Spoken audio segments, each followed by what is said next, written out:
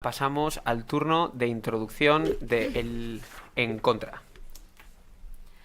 Buenas tardes. Ante la pregunta de debate, ¿es la negociación una asignatura pendiente en la educación española? Respondo que no, porque la negociación carece de temario suficiente y exclusivo para completar una asignatura. Es decir, los materiales y las bases necesarias para comprender y practicar correctamente el arte de la negociación están implícitas en las asignaturas ya existentes en el temario y guías docentes de la educación española. Para poder argumentar correctamente mi postura, definiré brevemente negociar y educación. Negociar, lograr un acuerdo a partir del debate. Educación, formación destinada a desarrollar la capacidad intelectual, moral y afectiva de la persona. Mi pregunta es, ¿qué nos soportaría la asignatura de negociación que no nos aportan ya las demás asignaturas vigentes? A lo largo de mi argumentación os mostraré que las habilidades necesarias para negociar ya están incluidas en la enseñanza y en la educación española, y las pocas que quedan sin tratar son tan específicas que no son adecuadas para los alumnos de enseñanza obligatoria y bachillerato. Muy bien, Mayalen. Ahora pasaremos al turno de refutación de la favor.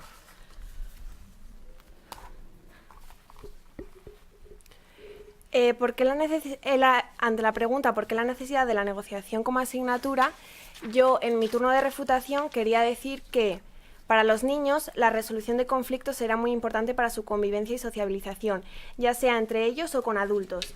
Por eso, lo que ha dicho mi compañera, que carece de temario suficiente para completar la asignatura, no creo que sea algo que suponga el no poder tener una asignatura, o por lo menos que nos enseñen las técnicas básicas de la negociación. Gracias a la negociación, los niños aprenderían a resolver conflictos de manera diplomática y se evitarían un montón de conflictos que actualmente existen en nuestra sociedad. Según las edades de aprendizaje, podemos decir que entre los 8 y los 9 años, es decir, el segundo ciclo de educación primaria, es cuando los niños obtienen un acercamiento al mundo natural y social, es decir, van estableciendo relaciones más complejas y aumenta la capacidad de interacción. A partir de los 10 años, en el tercer ciclo de educación primaria, es cuando desarrollan la inteligencia emocional, por lo que comparten valores y quieren sentirse comprendidos. Entonces, con esto quiero decir que es la edad ideal para aprender a negociar y descubrir su importancia, y qué mejor sitio que en las escuelas para que nos impartan esta asignatura y nos enseñen todos las mismas técnicas, y para eso tener un mismo concepto de negociación.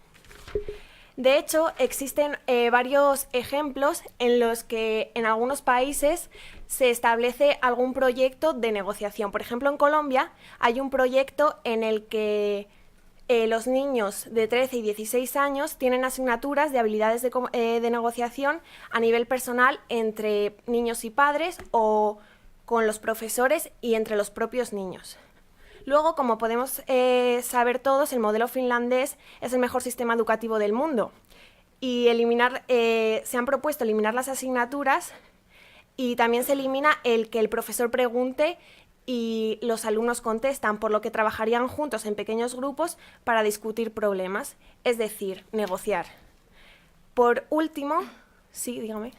Entonces, me está usted diciendo que en el sistema finlandés no tiene una asignatura como tal de negociación, sino que todas las asignaturas se basan en negociar. Por lo tanto, ¿por qué necesitamos la asignatura de negociación? Todos son proyectos, pero es cierto que nosotros podríamos ser el país pionero para que exista esta asignatura, ya que somos la cola en muchos de los casos. Por último, decir que hay un proyecto de la ONU, una iniciativa, Global Classroom, cuyo objetivo proporcionar a la secundaria un mayor conocimiento de temas de actualidad mundial, entre ellos las técnicas de negociación. Muchas gracias, Marta, por tu turno de refutación. Y ahora empieza Mayalen.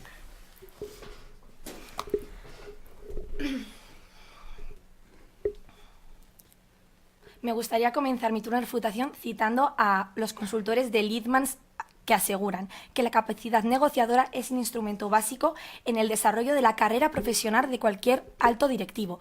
Por lo tanto, me parece muy exagerado empezar a formar a los niños en su carrera profesional desde los 8-9 años, como nos has dicho que debería ser así. De hecho, me has dicho que igual tal la asignatura de negociación no, pero sí que nos deberían enseñar técnicas. Y estoy a favor de eso, porque la negociación como tal no tiene temario suficiente para que sea una asignatura, sino que podría ser algo complementario a las distintas asignaturas que ya existen, como por ejemplo ética, filosofía, lengua literaria, lengua y literatura. Sí, adelante con su pregunta.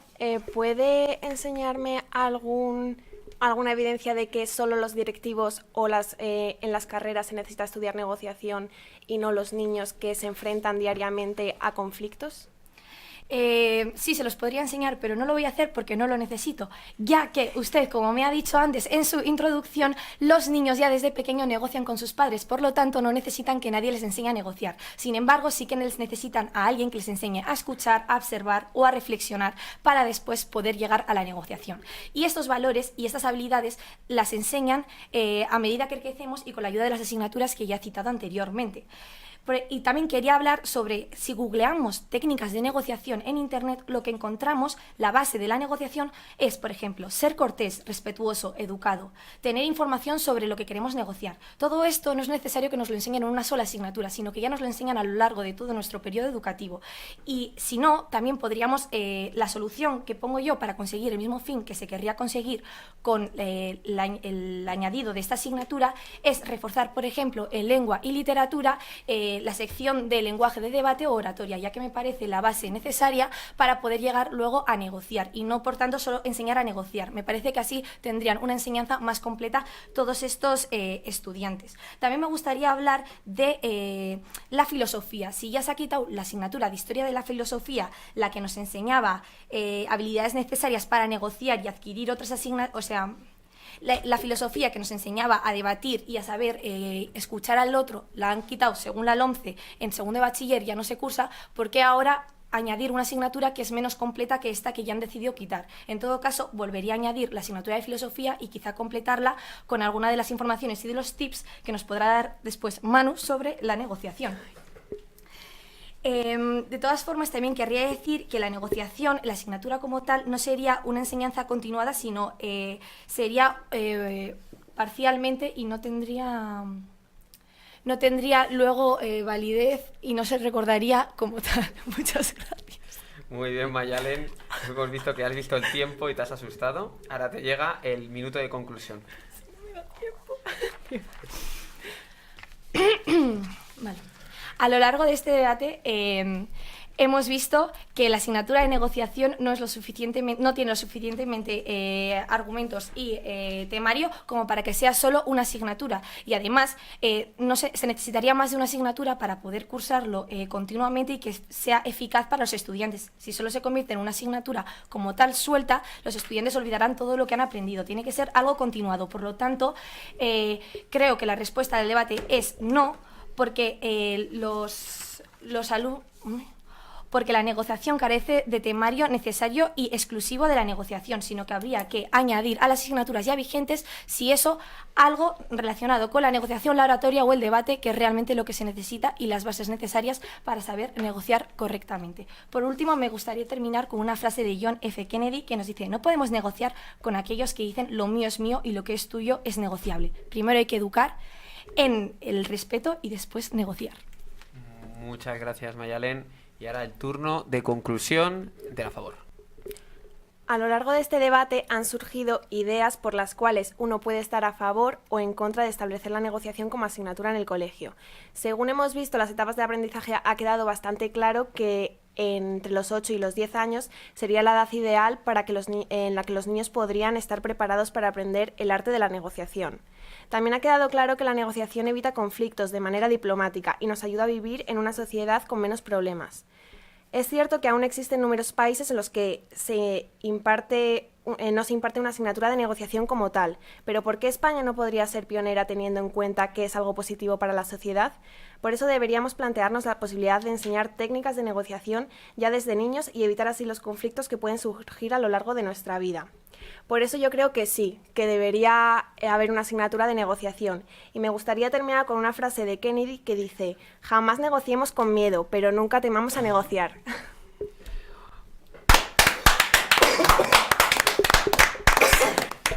Bueno, ¿Quieres que me ponga Pablo a analizar o...? Analiza, yo lo que quiero pedir a nuestras invitadas es que beban un poquito de agua, porque ha sido un debate que sepáis los oyentes que son amigas.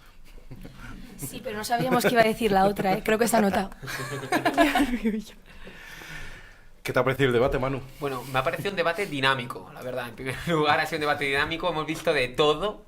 Además, parece ser que John Fitzgerald Kennedy es el preferido de las dos. Entonces, ha sido bastante entretenido. Hemos visto un debate que es para sacarse el monóculo. Y te voy a explicar por qué. Porque ha sido una batalla, en primer lugar, en la introducción casi teórica, de tesis. Es decir, cada una ha ido definiendo cuál era su concepto de negociación, cuál era su concepto de educación. Entonces, han trazado dos líneas que, aunque se acercaban, eran paralelas y han podido así construir poco a poco los distintos elementos para diferenciarse.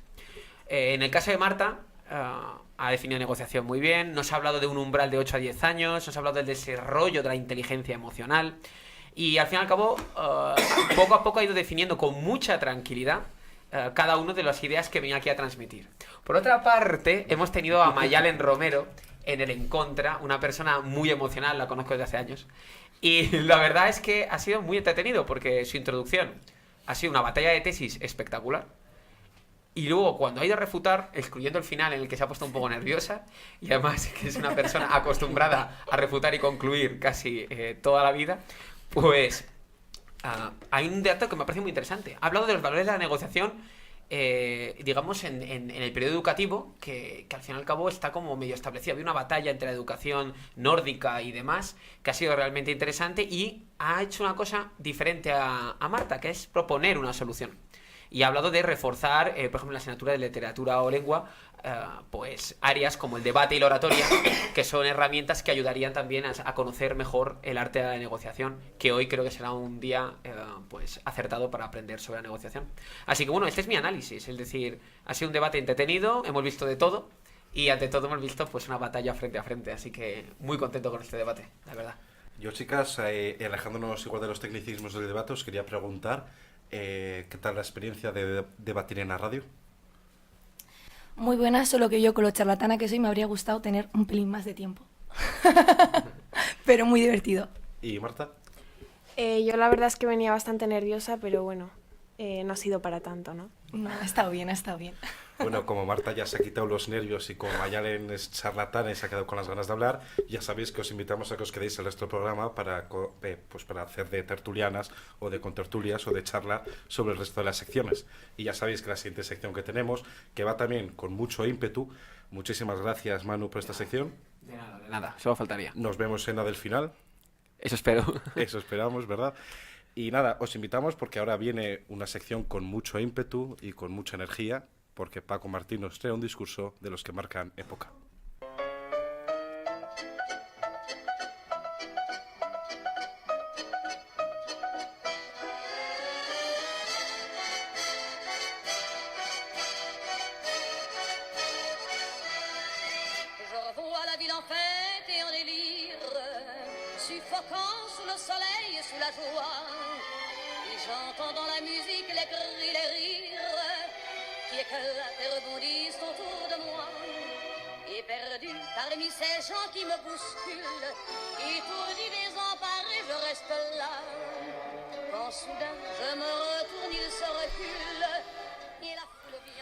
Muy buenas, Paco Martín. Buenas tardes, Pablo. Si yo te digo que todos los hombres son malos, ¿qué me podrías responder? Pues que hasta cierto punto y según la circunstancia podríamos tener razón. ¿Y qué película nos traes hoy? Pues hoy os traigo una película del 92, Algunos hombres buenos. Algunos hombres buenos. Efectivamente. Para contextualizar un poco el filme. Bueno, no creo que haya nadie que no lo conozca, sobre todo en nuestra generación. Fue un auténtico boom. Tenemos a actores como Jack Nicholson, Demi Moore, tenemos a Tom Cruise, a Kiefer Sutherland, tenemos también a Kevin Bacon, es decir, tenemos un blockbuster en toda regla, pero que no se queda en el puro exterior, sino que intenta ahondar un poco más y analizar, como tú bien has dicho, con esa pregunta que me has hecho al principio, en la naturaleza humana. Para contextualizar, se produce un crimen en un campamento militar, se acusa a dos militares de haber cometido ese crimen contra otro militar, Y estos se defienden diciendo que se basaban en el deber de obediencia a las órdenes dadas por el coronel, interpretado por Jack Nicholson en este caso. Y en este caso tenemos a Tom Cruise y Demi Moore, que son ese equipo de abogados que tienen que defender la inocencia o bien la culpabilidad de estos dos, esclarecer un poco toda la situación, toda la circunstancia en torno a esa muerte y ver cómo, digamos, hay una serie de protocolos de actuación que no vienen en ningún lado y que parece ser que es lo que ha propiciado esa circunstancia. La verdad es que todo el guión, que si creo recordar fue nominado al Oscar como guión original. Sí. Bueno, perdón, adaptación, ¿no? Porque venía de un libro. De una obra de teatro. Sí, porque venía de una obra de teatro. Está lleno de píldoritas de negociación, de píldoras de cómo comunicar en noticias difíciles o cómo hablar en un juicio. En realidad es una obra maestra, incluso puede ser una clase muy didáctica para aprender. ¿Qué nos has seleccionado exactamente para esta tarde? He seleccionado la escena cumbre, es la escena más característica de esta película, donde el abogado interpretado por Tom Cruise está enfrentando directamente al coronel interpretado por Jack Nicholson, donde se pronuncia esa famosa frase del cine, podríamos decir, de usted no está preparado para afrontar la verdad. Ya veremos que ahonda mucho más, es un discurso muy, muy, muy directo, es un discurso que a mí me gusta mucho porque tiene dos posturas muy claras. Veremos que en un primer momento hay una postura de defensa y una segunda postura de ataque. Es decir, el personaje de Jack Nicholson en este caso no es un mero títere, no es alguien que se dedique a aceptar lo que se le está diciendo, sino que va más allá y responde. Y además lo hace de una forma muy elocuente, como vamos a ver. ¡Tú no puedes encajar la verdad! Vivimos en un mundo que tiene muros y esos muros han de estar vigilados por hombres armados. ¿Quién va a hacerlo? ¿Tú? ¿Usted, teniente Weinberg? Yo tengo una responsabilidad mayor de la que puedas calibrar jamás. Tú lloras por Santiago y maldices a los marines. Tienes ese lujo. Tienes el lujo de no saber lo que yo sé. Que la muerte de Santiago, aunque trágica, seguramente salvó vidas. Y que mi existencia, aunque grotesca e incomprensible para ti, salva vidas. Tú no quieres la verdad porque en zonas de tu interior de las que no charlas con los amiguetes, me quieres en ese muro. Me necesitas en ese muro.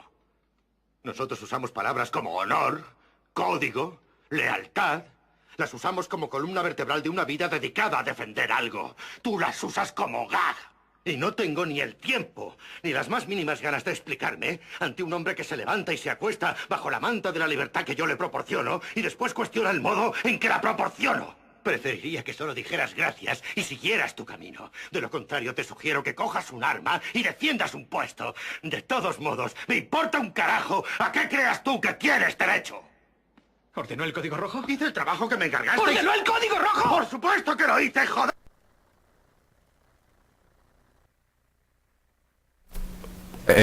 Bueno, qué decir, a mí esta película siempre me deja boquiabierto. Y quiero saludar, perdona Paco, pues a esas personas con las que es la primera vez que la vi, que esta tarde nos escribían por las redes sociales diciendo, por fin habéis seleccionado algunos hombres buenos. Bueno, me alegro de haber dado en el blanco, por fin. Pues ya llevamos unos cuantos programas. Bien, metiéndonos ya en faena, como he adelantado al principio, el discurso, aparte de ser muy, muy directo, desde el punto de vista de la estructura, como he dicho, tiene una primera fase de defensa. Basa esta defensa en desarticular un poco, en jugar con el personaje interpretado por Tom Cruise, que es un personaje muy idealista, señalando y planteando ese mundo lleno de muros. Es decir, lo primero que hace es desarticular ese mundo tan ideal que está planteando el abogado, que le intenta acusar, y plantea ese mundo con muros. Ese mundo ¿qué quiere decir con esto? Que es un mundo que es necesario defender. Es decir, es un mundo que incluso podríamos decir en el que es necesaria hasta cierto punto la violencia. Es decir, necesitan personas que la ejerzan, personas preparadas y personas que estén dispuestos a ello.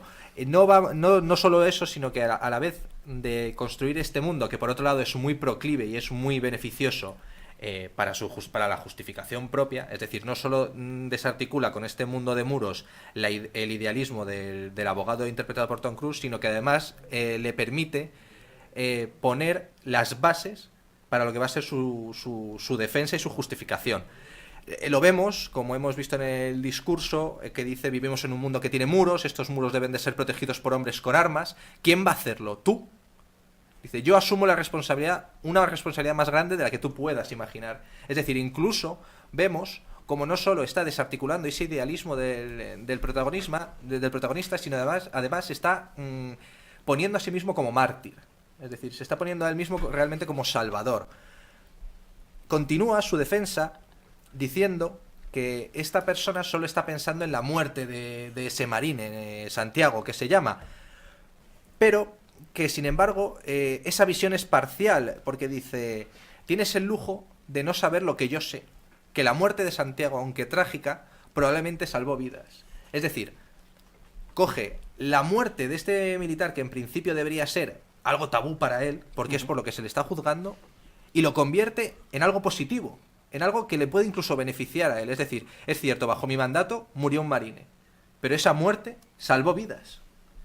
Y además le está incluso atacando esa defensa que hace Tom Cruise, señalando que la visión que está teniendo del caso es parcial, porque se está centrando únicamente en la muerte de una persona y no en las consecuencias que ha tenido, en este caso positivas, según su punto de vista. Incluso va más allá, va un punto más allá en esta estructura, en esta primera estructura de defensa, y lo dice: mi existencia, aunque grotesca e incomprensible para ti, salva vidas. Es decir, él admite que no es ningún santo, pero sin embargo admite que su existencia es necesaria.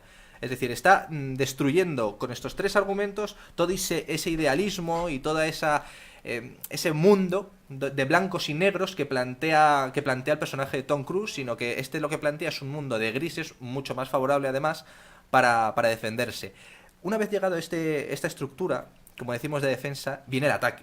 Al fin y al cabo es un discurso que pega mucho con el personaje, es un coronel veterano, además un coronel que, para aquellos que vean la película, saben que es el típico personaje del el fin justifica los medios, y ataca. Y la ataca con esa famosa frase de: tú no quieres la verdad, porque en tu interior, en lugares de los que no hablas en las fiestas, me quieres en ese muro, me necesitas en ese muro. Vemos esa estructura, como hemos visto en muchos otros programas, en otros discursos, esa estructura circular vuelve a ese mundo planteado en un principio al empezar a hablar de muros, con lo cual ya vemos que el discurso está muy bien construido. Vemos además que es algo que puede coger la gente como idea, es decir, está muy bien empezar un discurso con una metáfora o con un planteamiento determinado, pero intentar no abandonarlo y hacer que todo el discurso gire en torno a esa idea, que suele quedar muy bien y además hace que sea muy visual. Y como vemos, aquí lo hace. Vemos que es un ataque directo al personaje, es decir, está constantemente atacando a ese idealismo. Vuelve a decirlo, dice: tú no quieres la verdad, dice, porque tú sabes en el fondo que ese idealismo tuyo es pura fachada. Porque realmente tú quieres a gente como yo en esos muros. No solo lo quieres, sino que sabes que somos necesarios. Lo vemos como continúa con ese ataque. Otra vez, insistimos, al idealismo, porque es lo que caracteriza al rival, en este caso del coronel. Utilizas palabras como honor, como código, como lealtad. Utilizas esas palabras como la columna vertebral de una vida dedicada a defender algo. Tú las utilizas como una frase hecha. Es a eso a lo que voy. Viene a decir que toda la defensa que está haciendo el personaje no es más que pura fachada. Que no son más que pura palabrería. Que él es un hombre de acción. Es decir, cada una de las cosas que dice, cada una de las frases que emite, no es simplemente para desarticular al otro, sino que de forma indirecta se califica a sí mismo. Es decir, tú utilizas palabras, pero yo sé lo que son esas palabras. Tú utilizas palabras, pero yo represento esas palabras. Y tú utilizas palabras, pero yo actúo, yo ejerzo esas palabras. Finaliza además, de forma totalmente contundente y arrolladora, con la famosa frase de cierre de: no tengo ni el tiempo ni las ganas de dar explicaciones a un hombre que se levanta y se va a dormir bajo la manta de la libertad que yo le garantizo, y que luego cuestiona la manera en que yo le protejo. Es decir, le está llamando hipócrita. Está diciendo: tú estás atacando a aquello a lo que gracias a cuya existencia tú puedes estar viviendo como vives y durmiendo tranquilamente, básicamente. Ya vemos que esa estructura, aunque es muy sencillita, son realmente un par de bloques, uno de defensa y otro de completo ataque. Es tremendamente eficaz. Vemos, sobre todo en la estructura de defensa, cómo tiene esa estructura circular en torno a esa idea de el mundo lleno de muros. Y vemos luego ese ataque frontal, que siempre suele estar muy bien. Sobre todo para ya terminar de desarticular a la otra parte. Vemos cómo empieza desarticulando o atacando a la persona de una forma más subversiva, de una forma más mediada, más pacífica, para luego ya asestar el golpe final. Desde el punto de vista de la forma, es muy importante, es también muy importante porque vemos que utiliza un lenguaje muy directo, con terminología muy patriota también, con esos códigos, ese honor, esa libertad, que sabemos que a los americanos es algo que tienen muy incardinado. Y luego además vemos en la parte final, que es donde tiene que dar esa puntilla, como hablamos, que eleva el tono, incluso llega casi a gritar, podríamos decir. Todo eso al servicio de aumentar la contundencia de ese mensaje.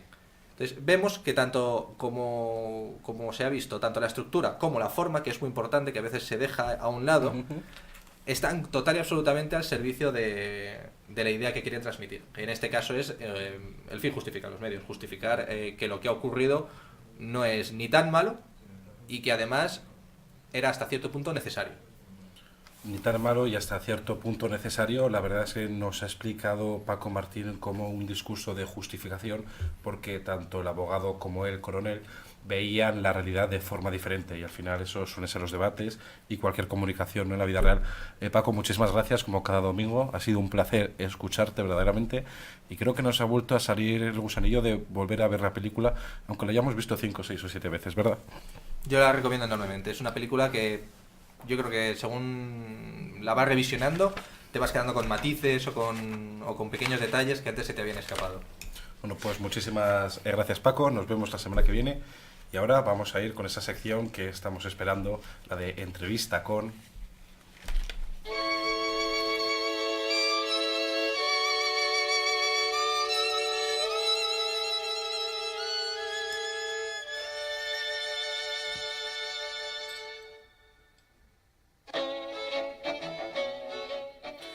Y hoy en Entrevista con tenemos a dos de las mujeres que más saben de comunicación y negociación aquí en España. Son profesoras del Instituto de Empresa en el Centro de Mediación y Negociación del referido centro, y dan año tras año a estudiantes de toda España, de todos los países y de todo el mundo. ¿Quiénes son? Son Pilar Galeote, que es doctora en Derecho Mercantil y es la directora de la cátedra José María Conellá del Instituto de Empresa, es la subdirectora del propio centro que mencionaba y es profesora de esos alumnos. ¿Y quién la acompaña en muchas de sus clases? Pues le acompaña Mariana Segura, licenciada en Psicología, una de las pioneras psicólogas aquí en España, que es experta en comunicación interpersonal y comportamiento directivo, responsable del área de comunicación del Centro de Negociación, ya mencionado, y también de la Universidad Carlos III de Madrid, de la Escuela Nacional de Sanidad y la Cátedra Pitzer de Gestión Clínica. No podemos contar con ellas aquí en el estudio. Tuvimos una agradable entrevista con ellas que vais a poderla ver la íntegra en nuestro canal de YouTube. ¿Y cómo empezábamos esa entrevista? Pues con lo que más les va a caracterizar, y yo creo que son pioneras en España de este tema, el co-teaching. ¿Qué es? Ahora lo averiguamos. El co-teaching es impartir clases dos profesores simultáneamente, pero no solamente de forma simultánea, sino también que se complementen, que se enriquezcan, que uno participe cuando el otro está dando clase para añadir calidad a esa clase. Por supuesto, hay también la oportunidad de observar. Está sonando y suena un audio. Suena bajito también, te lo he puesto al máximo. Es hacer la clase algo más vivo y más enriquecido.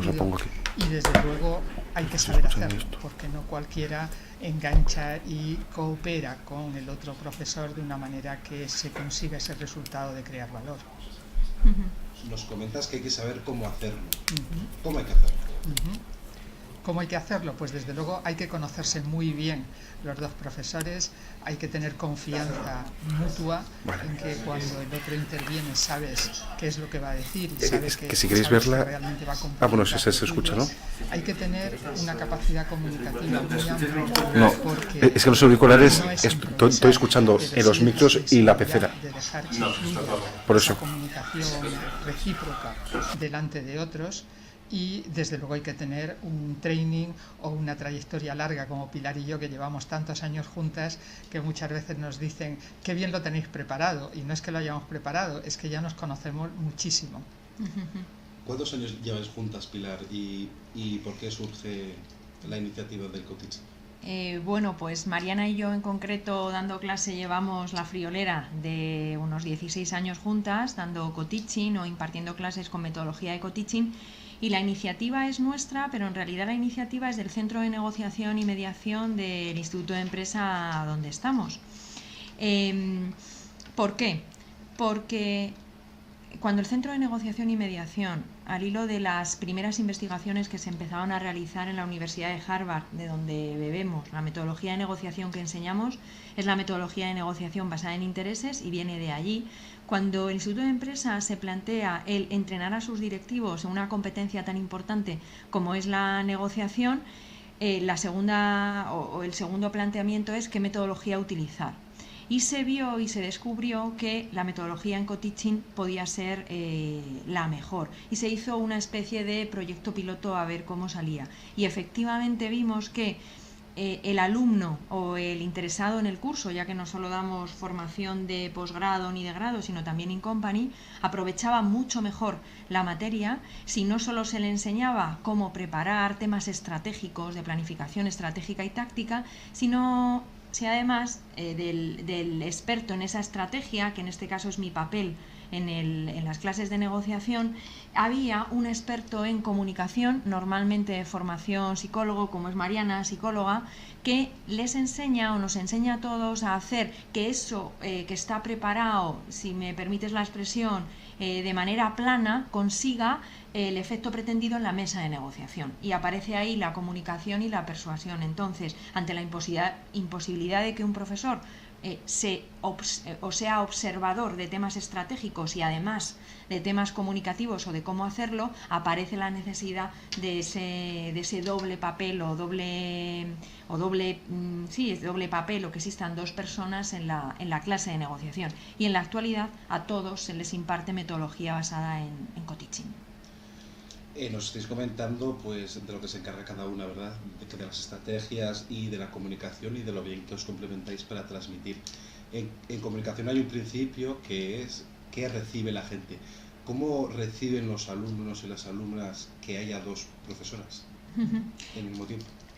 Bueno, pues lo reciben en principio cuando nos ven a dos sorprendidos. ¿Por qué dos? Normalmente cuando hay dos profesores en clase, ellos, sobre todo alumnos sin experiencia, tienen la primera idea de uno es assistant y el otro, lo que podía ser, por no utilizar el término anglosajón, un profesor asistente, y el otro es el profesor titular.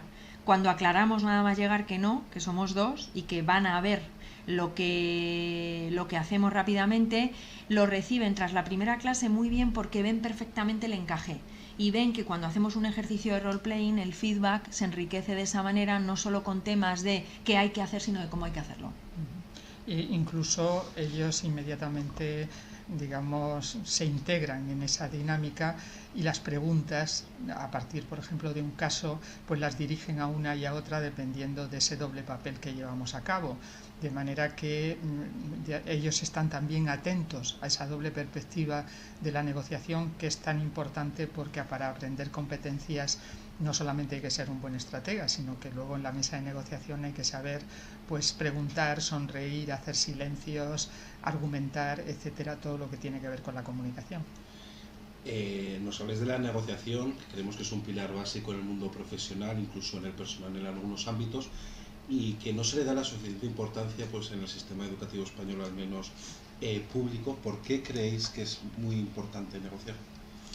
Bueno, en mi opinión, yo creo que las competencias han estado siempre olvidadas en el sistema educativo español y en general. Hoy día vemos iniciativas muy interesantes desde hace años en Estados Unidos, también en Latinoamérica, empieza en Europa y en España tarda, pero confiamos en que se comience a despegar.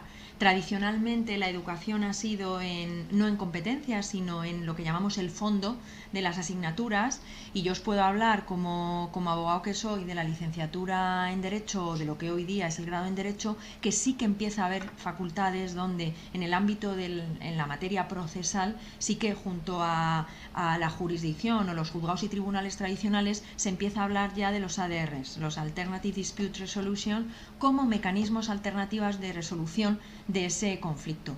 Pero existen iniciativas. Lo que es pues una facultad donde se apueste íntegramente por darle, no sé si el mismo peso, pero un peso relevante, la verdad es que es poco. Eso sí, nosotros tenemos la suerte de estar en una institución como es el IE Business School, en este caso, y el Law School, donde desde hace pues 23 años se presta atención y se le da la importancia que debe a las competencias. Pero claro, tener que llegar a una formación de posgrado para hablar de esto que es relevante, pues choca mucho si lo contrastamos con otros ordenamientos jurídicos, como puede ser el chino, donde desde la guardería les enseñan a negociar, ¿no? La negociación es una competencia muy importante, y en el mundo profesional, ¿qué otras competencias deberían trabajar los alumnos? Sí, la verdad es que el tema de las competencias, como dice Pilar, ha sido pues casi, como decimos vulgarmente, una María, o algo despreciado, y es absurdo, porque en la práctica profesional los conocimientos son importantes, pero sobre todo lo importante es saber hacer llegar un mensaje, saber negociar.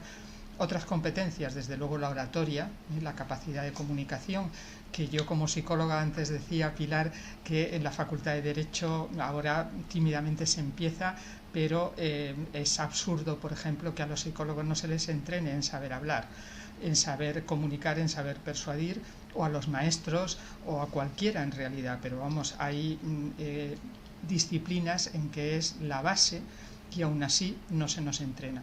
Entonces, digamos que desde luego la palabra, el uso de la comunicación en general, la oratoria, la retórica, esto que hace siglos ya se consideraba que era importantísimo y que en otros países tiene mucho más peso, aquí en Europa y en España en concreto todavía no somos conscientes del peso que tiene. Habláis de la oratoria, de la retórica, y sois maestras, que sois formadoras. ¿Cómo habéis aprendido vosotras a comunicar para dar clase? Pues si lo unimos a la pregunta anterior, formación a nivel de universidad, en mi caso, ahora nos cuenta Mariana, pero en mi caso poca. Formación reglada en el sentido de asignatura que yo tenía que estudiar. Se dice siempre, o se decía hace tiempo, que el que sabía esto sabía y que nacía. Nosotros creemos que no, que sí que se nace con una línea base, pero que desde luego se puede mejorar, y aquí estamos nosotras, ¿no? Los role-playing y los ejercicios en esta materia sirven. Ahora, personalmente, para volver la pregunta a lo que me hacías, ¿cómo me he formado en esto? Pues, bueno, yo personalmente tengo una trayectoria un poco que me ha favorecido. Mi madre también es profesora o maestra, siempre ha incidido mucho en clase que cosas tan nimias como pueden parecer, que ante un examen escrito o un examen oral eligiera el examen oral y preparara con ella el examen oral, y alguna vez que he hecho algo de teatro, y luego tener una gran maestra aquí como es dar clase continuamente con Mariana Segura haciendo co-teaching, pues desde luego en comunicación he aprendido bastante. Ya te digo, siempre se me dio bien, pero en casa siempre incidieron mucho desde pequeña en que no solo hablar, que hablar era parte, pero que comunicar, y que para eso tenía que aprender otra serie o que tenía que entrenar parte de mis habilidades. Fui muy consciente de ello y bueno, no me ha ido mal ahí. En mi caso, soy de los primeros psicólogos de las primeras promociones de España, y la verdad es que entonces empezaba balbuceantemente el tema de lo que luego se llamó habilidades sociales. En el centro que montamos en su momento, yo empecé a trabajar el tema de las habilidades sociales, básicamente desde la perspectiva del peso que eso tenía en los problemas psicológicos. Estaba comprobado, y en los años 70, 80 del siglo pasado ya la investigación decía que las personas inhábiles sociales tenían más probabilidad de tener problemas psicológicos, pues tanto, digamos, de tipo social como problemas depresivos, etcétera. Eso me empezó a interesar, trabajé, investigué de las primeras personas en España en este tema, y luego empecé a ampliar el punto de vista y a entrenar.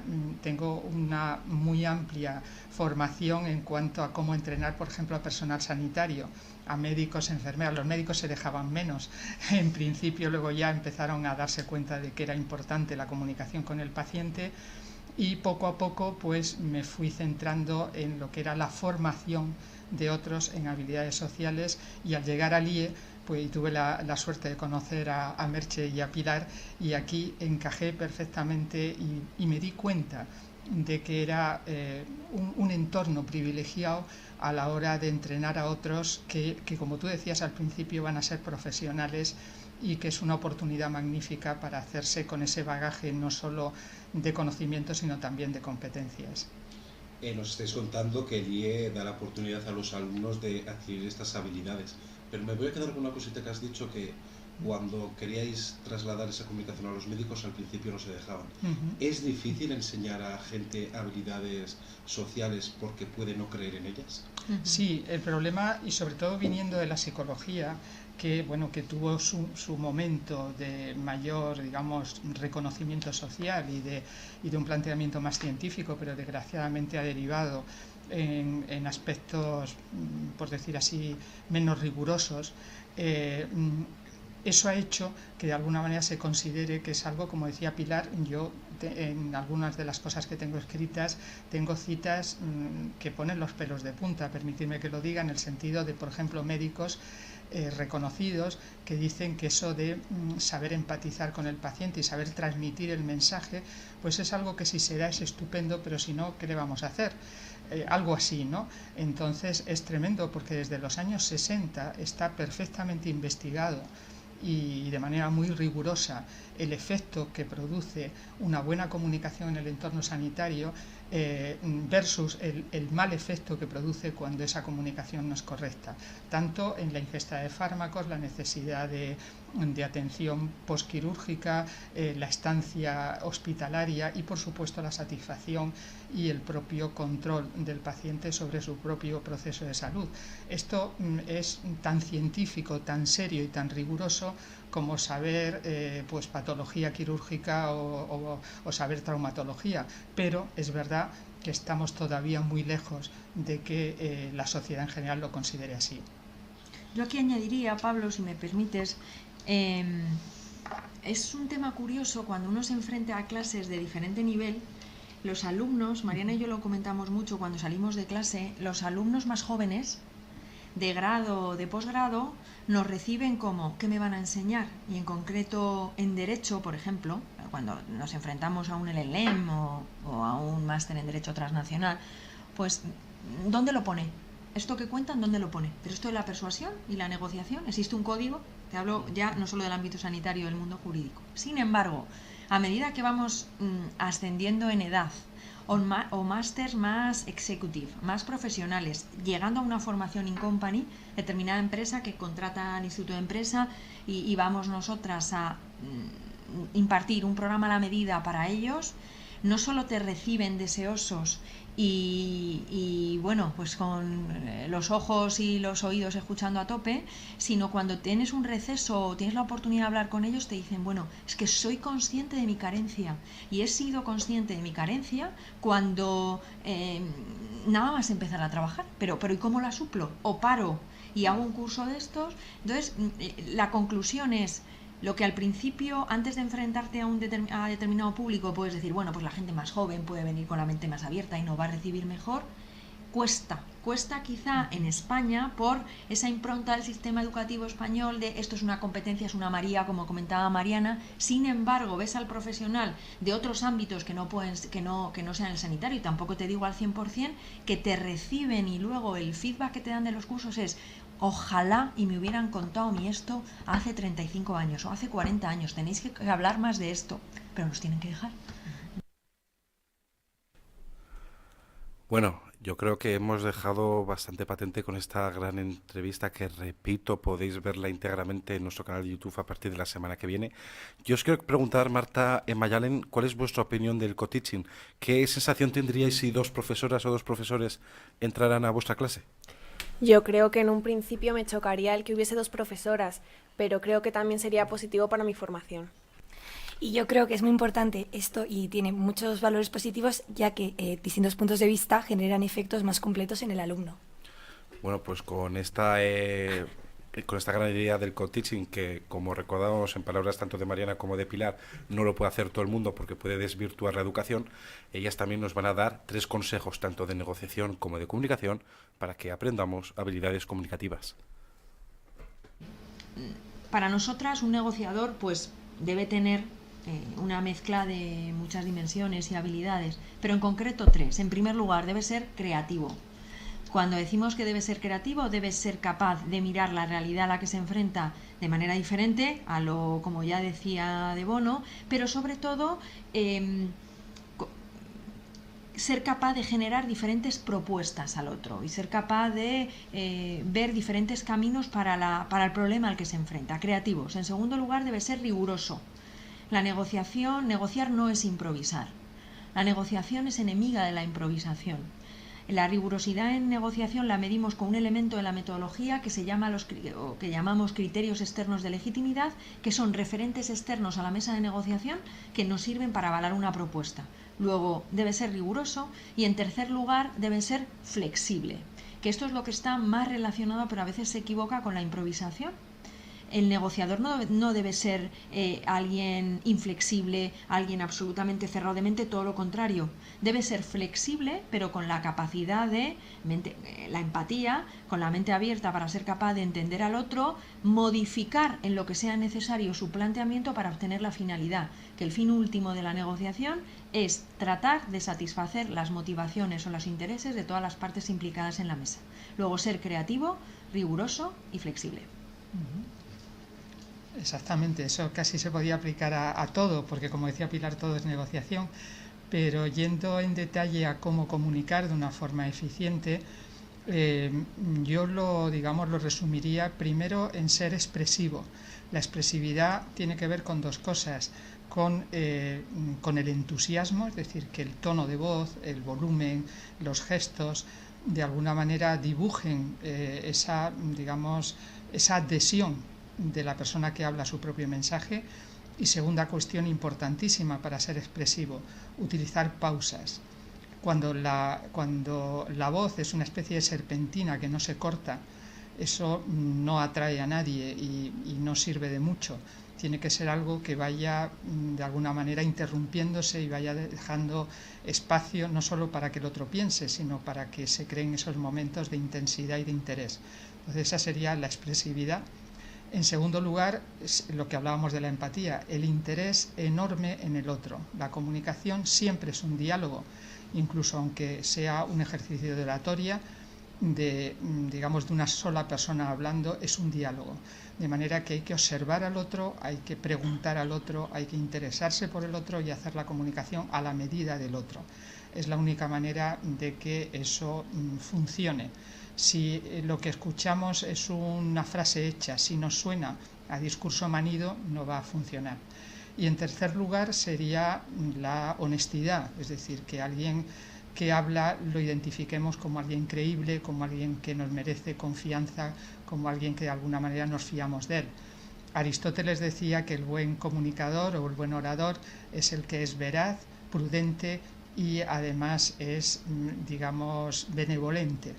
Esto es magnífico porque es veraz con la información que transmites, prudente para que a ti no te haga daño y de alguna manera consigas lo que quieres, y benevolente para que lo hagas con el enorme respeto a tu interlocutor. Creo que después de tantos siglos no se puede mejorar lo que este señor nos decía. Ser creativos, ser rigurosos y ser flexibles son los consejos de negociación, y ser expresivo, tener interés en el otro y ser honesto, los de comunicación. Pero bueno, en sus palabras, comunicar y negociar es lo mismo, y de unos tips para aprender a negociar a unos tips a aprender a comunicar. Manuel. Hola, buenas tardes. Hoy vamos a hablar de 3 elementos clave a la hora de hacer un speech, ¿vale? Vivimos en un mundo que cuando queremos comunicar, el espectador normalmente suele ser egoísta y necesita sentirse reconocido de alguna manera. Si tienes que prepararte un discurso, o si tienes que hacer una clase, o tienes que hacer una exposición, es necesario que también analices que el público necesita verse recompensado de alguna manera. Esto es como decía a lo largo de su entrevista a Pilar Galeote, a veces los alumnos necesitan que cuando les hablan, por ejemplo, de negociación, que lo que ellos han leído o lo que les han contado sus padres, porque son comerciales o han trabajado en el mundo de los negocios, lo vean repercutido en las palabras de un profesor, y entonces así ellos tienen como una satisfacción. Entonces el consejo es que hay que saber llegar al alma del público, y para llegar al alma del público hay que saber escoger 3 momentos en los que ya no solo captes la atención, sino que a esos sectores que te están escuchando pues puedan sentirse representados en tus palabras, y eso es muy importante. Últimamente he recibido algunas veces pues consultas sobre discursos de despedida en una empresa, y siempre digo que lo más importante es que, en primer lugar, cuando te quieras despedir de una empresa, es agradecimiento. En segundo lugar, que comentes algo de lo que vendrá después de esa despedida, es decir, el proyecto que hay después. Y en tercer lugar, volver a agradecer. Porque al fin y al cabo, pues a lo mejor una experiencia profesional, lo importante son las personas y no la experiencia. Pues esto es lo mismo cuando tienes que hacer una presentación o tienes que hacer un speech. Es decir, saber escoger 3 momentos. Normalmente siempre recomendaría, si fuese en una hora de conferencia, pues a los 15 minutos, a los 30 y en los últimos 2 minutos, ese tercer último golpe para hacer que la gente se acuerde de ti cuando te han venido a ver. Bueno, Manuel, pues muchísimas gracias. Siempre tan telegráfico, tan directo y con los consejos que nos traes cada semana. Y bueno, ya sabéis que cada domingo terminamos esta agradable sesión que tenemos vosotros describiendo con una palabra el programa de hoy. Quería empezar con nuestras invitadas. Marta. Educativo. Mayalen. Diferente. Paco. Intrépido. Manu. Espectacular. Gonzalo, desde la pecera. Yo diría únicamente que lágrimas en la lluvia. Lágrimas en la lluvia. Bueno, chicas, muchísimas gracias. Estáis invitadas a volver para cuando queráis. Y ya sabéis, yo no puedo decir una palabra. Yo tengo que decir que hacemos esto porque nos encanta contar historias y queremos que vosotros contéis las vuestras.